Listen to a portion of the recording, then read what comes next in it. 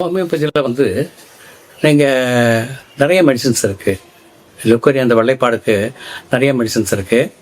அதில் வந்து நீங்கள் பார்த்தீங்கன்னா அலுமினா, பேசிலினம், கிரியோசோட்டம், இப்படி வந்து போரக்ஸு, இப்படி நிறைய மருந்துகள் இருக்குது. சபைனா,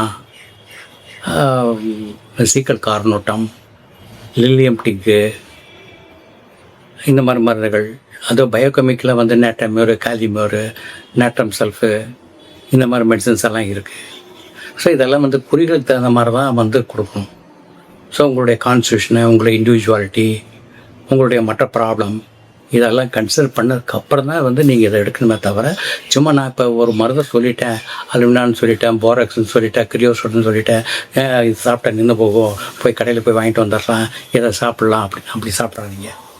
அதனால் வந்து உங்களுக்கு பிரயோஜனம் இருக்காது. காரணம் என்னென்னா, ஹோமியோபதியில் நிறைய, அதாவது நியர்லி ஹண்ட்ரட்ஸ் ஆஃப் மெடிசன்ஸ், ஒரு கொரியாக ஹண்ட்ரட்ஸ் தௌசண்ட்ஸ் ஆஃப் மெடிசன்ஸ் இருக்குது. அது ஒவ்வொரு இண்டிவிஜுவலை பொறுத்து வந்து மருந்து மாறிடும்.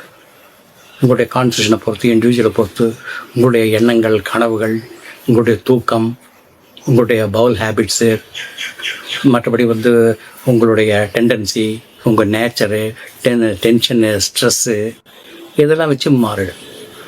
ஸோ அதனால் வந்து நீங்கள் வந்து ஹோமியோபதி மெடிசன்ஸை ப்ளைனாக வந்து நீங்கள் வந்து காதில் கேட்டுட்டு நீங்கள் வந்து அந்த மாதிரி சாப்பிடாதீங்க. பட் ஒன்று அசௌகரியம் ஒன்று வராது ஹோமியோபதி மருந்தில். இருந்தாலும் நமக்கு பர்பஸ் சர்வ் ஆகணும் இல்லை. அதனால் அருகில் உள்ள டாக்டர், ஹோமியோபதி டாக்டரை பார்த்துட்டு மருந்து வாங்கி சாப்பிட்டிங்கன்னா அது உங்களுக்கு 100% உங்களுக்கு வந்து க்யூர் ஆகிடும். But best medicines in homeopathy, it is a பூன் to the suffering humanity. அதாவது பெண்களுக்கும் குழந்தைகளுக்கும் ஹோமியோபதி ஒரு வரப்பிரசாதம். காரணம் வந்து எப்பேற்பட்ட வெள்ளப்படுறதா இருந்தாலும் டக்குன்னு அரெஸ்ட் ஆகிடும், எவ்வளோ காலம் இருந்தாலும் சரி. அதனால் ஹோமியோபதி மருந்தை பயன்படுத்துங்க. சிறப்பாக இருங்க, நல்லா இருக்கு.